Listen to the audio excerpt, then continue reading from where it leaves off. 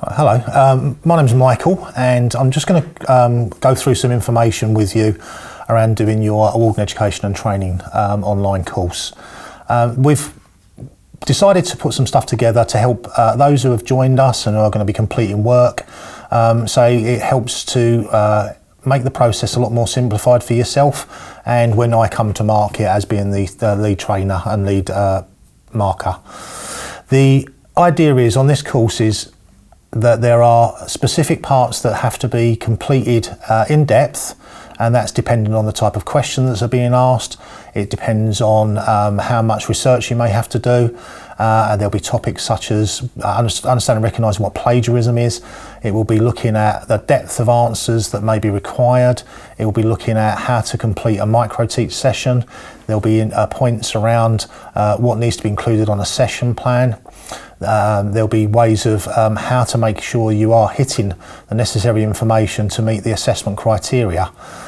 The way the course has been set is that when you first join, you must complete an initial assessment, and that gives us an understanding of your education background, current job roles, all sort of information that we would find necessary and useful around joining the course.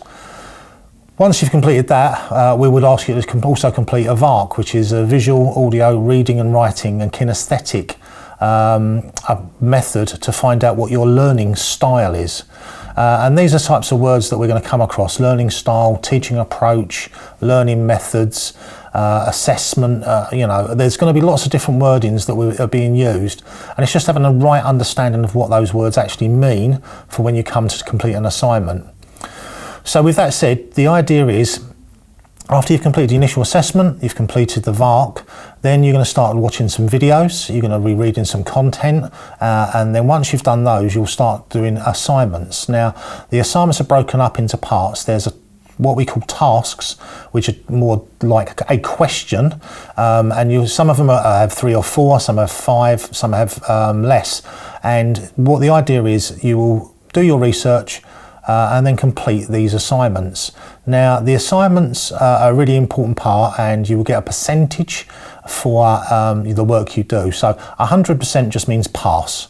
If you get 50%, it just means the assignment's been referred and that you're going to have a second attempt to add more information. And that comes from the feedback that's been given by myself or one of my colleagues, and it will be descriptive. It will say to you, we're not going to use information like, you haven't completed enough, please add more.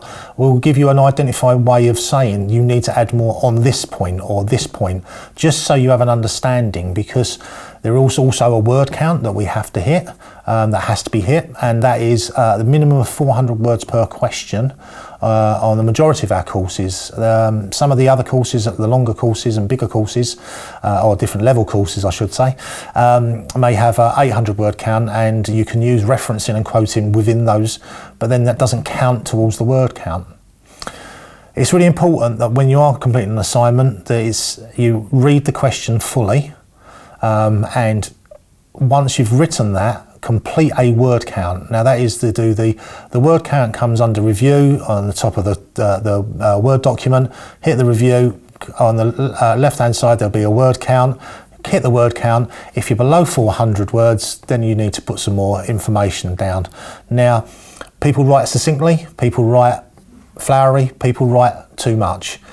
It's just a case of you have to provide sufficient information for it to pass the marking and assessment criteria, and that's the important part when you complete an assignment.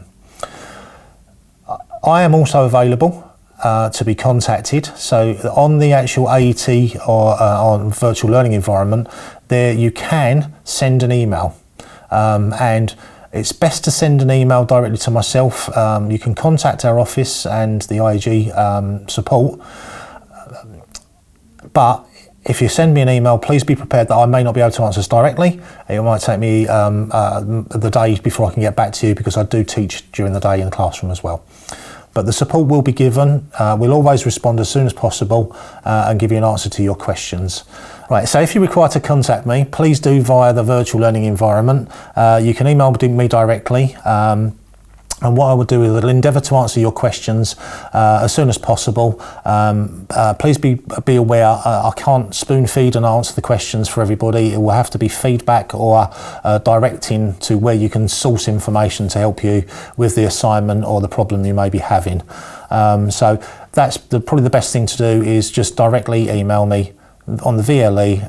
There's a little dream bubble, that's where the messaging is, and all you have to do is put in my name and it will come up and find me and send me an email.